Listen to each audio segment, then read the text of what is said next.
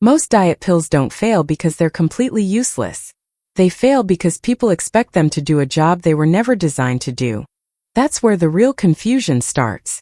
If you've ever tried a fat-burning supplement, appetite suppressant, or metabolism booster and felt like nothing really changed, you're not alone. The pattern is extremely common. People follow the instructions, take the pills consistently, and still see minimal or temporary results. So the question isn't just, do diet pills work? The better question is, what role are they actually supposed to play? Because once you understand that, everything starts to make more sense. The main problem is not the pill itself. It's the expectation attached to it. Most people treat diet pills as a shortcut, something that replaces effort, fixes metabolism, or compensates for inconsistent habits. In reality, most of these products are designed to support specific processes, not replace them. For example, some supplements slightly increase thermogenesis. Others help reduce appetite signals. Some improve focus or energy levels, which can indirectly affect activity levels.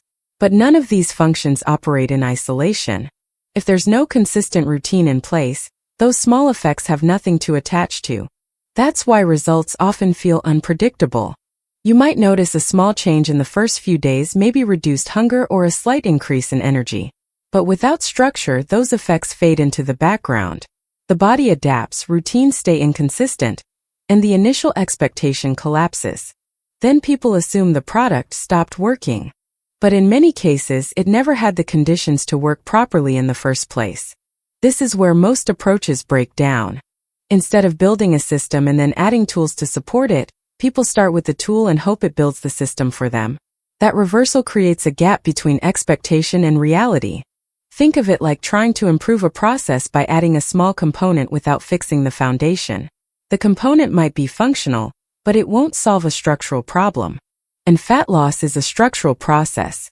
It depends on consistent input, eating patterns, activity levels, sleep quality, and overall routine stability.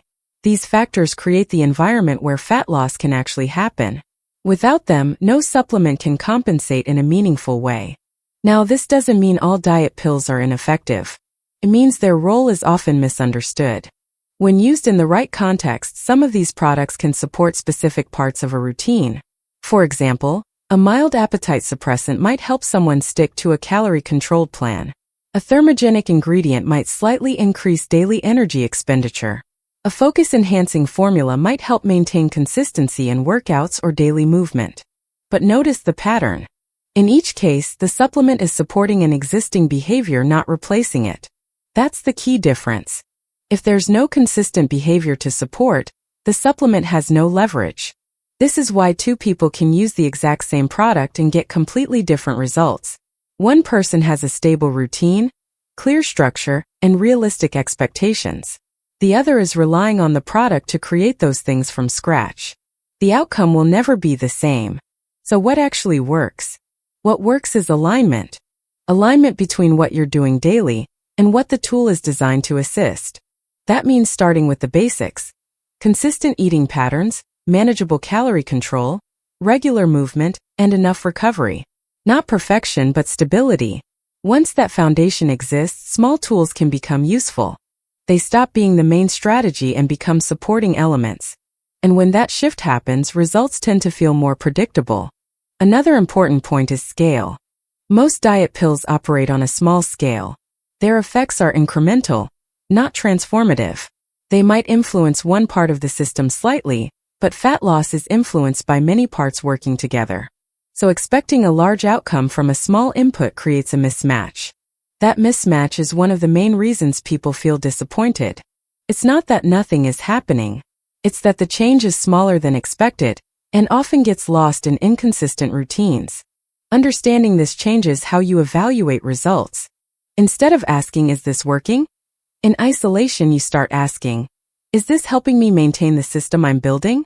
That's a much more useful question, because it shifts the focus from short-term effects to long-term structure.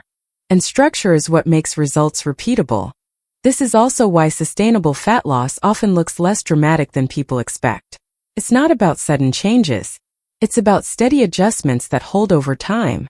When the system is stable, even small improvements can accumulate. Without that stability, even strong efforts tend to fade. So if most diet pills fail, it's not just about the product. It's about how they're used, when they're introduced, and what expectations are attached to them. Used in isolation, they feel ineffective. Used as part of a structured approach, they can play a small but useful role. That's the difference. And once you see that difference, it becomes easier to make practical decisions instead of chasing quick fixes. The goal isn't to find a single solution. It's to build a system where small tools can actually make a difference. Because that's what creates consistency.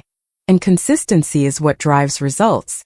If you want to go deeper into how these small components fit into a structured routine, take a look at the additional details linked in the description. It outlines the elements behind building a system that supports fat loss in a more stable way. And if this breakdown helped clarify things, subscribe to the channel for more content focused on practical, structured approaches that actually make sense over time.